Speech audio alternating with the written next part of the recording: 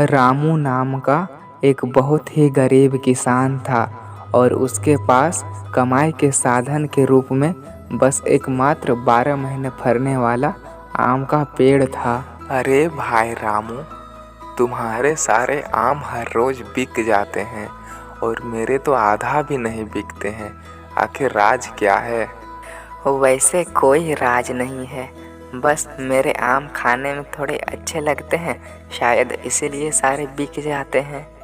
तभी माधव सोचते हुए बोलता है, अगर ऐसे ही चलता रहा तो रामू दिनों दिन बहुत बड़ा आदमी बन जाएगा और फिर मैं वहीं का वहीं रह जाऊंगा। कुछ तो करना पड़ेगा। और जब रात होती है तो माधव रामू के बागीचे पे आता है और वह देखता है कि उसके पेड़ पर खूब सारे आम फरे हुए हैं। यही अच्छा मौका है।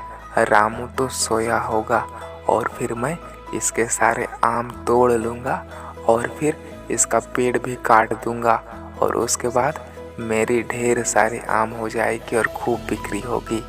और जब सुबह होती है तो रामू अपने बागीचे की ओर आम तोड़ने के लिए चला जाता है। हे भगवान, किसने मेरे आम के पेड़ को काट के गिरा दिया और फिर सारा आम भी लेते गया। अब मैं कैसे जीऊँगा? एक यही साधन तो था जिसके सहारे मैं अपना पालन पोषण करता था। तभी कहीं से आवाज़ आती है, रामू, तुम ज़्यादा चिंता मत करो, अभी मुझे कुछ नहीं हुआ है। कौन हो तुम और यह आवाज़ कहाँ से आ रही है? रामू, मैं तुम्हारा आम का पेड़ हूँ। क्या तुम मुझसे बातें कर सकते हो? हाँ रामू, मैं जादुई आम का पेड़ हूँ और फिर तुमसे बातें भी कर सकता हूँ। हाँ, तो फिर तुम मुझे बताओ कि तुम्हारी यह हालत किसने की? तुम्हें किसने यहाँ काट के नीचे गिरा दिया? वो सब तुम छोड़ो रामू, तुम बस अपने आम बेचो और फिर जो भी तुम्हें नीचे गिराने की कोशिश कर रहा है ना, उसे तो मैं सबक सिखा कर ही रहूँगा। कहाँ से आम बेचूं? सारे आम तो वह चोर तोड़ कर लेते गया है। अरे तुम चिंता क्यों करते हो, मैं हूँ ना, यह लो ढेर सारे आम। और फिर रामू जब ठेला लेकर आम बेचने के लिए जाता है तो माधव उसे अचानक देखकर चौंक जाता है। अरे भाई, मैंने तो इसके सारे आम तोड़ लिए थे और फिर इसका पेड़ भी काट रख दिया था, तो फिर यह आखिर आम लाया कहाँ से? और फिर रामू जब माधव के ठेले में अपने आम देखता है तो उसे पूरा शक हो जाता है कि कहीं ना कहीं रात को यही मेरे बागीचे पे गया होगा। और उस दिन भी रामू की खूब बिक्री होती है।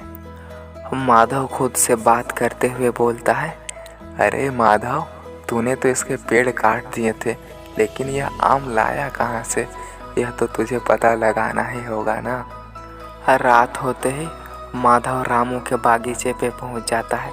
अरे, इस पेड़ को तो मैं कल रात को ही काट दिया था, लेकिन यह फिर जैसा का तैसा कैसे हो गया? रुको, आज मैं इसे आग लगा देता हूँ और फिर देखता हूँ कि कल रामू कैसे फिर फल लेके आता है। और फिर वह जैसे ही आग लगाने के लिए जाता है, उस पेड़ में आग लगता ही नहीं है। बहुत कोशिश करता है, फिर भी वह उस पेड़ को आग नहीं लगा पाता है। और फिर वह निराश होकर घर वापस चला आता है। और फिर जब सुबह होती है तो माधव अपने बागीचे पे आम तोड़ने के लिए जाता है और वह वहाँ देखता है कि उसका आम का पेड़ ही जला हुआ है और वह समझ जाता है कि मैं रामू के पेड़ पे आग लगा रहा था, इसीलिए भगवान ने मेरी आम के पेड़ पे आग लगा दी है। और फिर वह रामू के पास जाता है और उससे माफ़ी मांगते हुए बोलता है, रामू, मुझे माफ़ कर दो यार, मैंने तुम्हें बहुत नुकसान पहुंचाने की कोशिश की है, इसलिए भगवान ने मुझे उसकी सज़ा दे दी है। अरे क्या हुआ माधव, मुझे तो कुछ समझ में नहीं आ रहा है। अरे रामू, कल रात को मैं तुम्हारे आम के पेड़ को जलाने के लिए आया था, इसलिए भगवान ने मेरे आम के पेड़ को ही जला दिया। मुझे मेरी करने की सज़ा मिल गई है, हो सके तो मुझे माफ़ कर देना यार।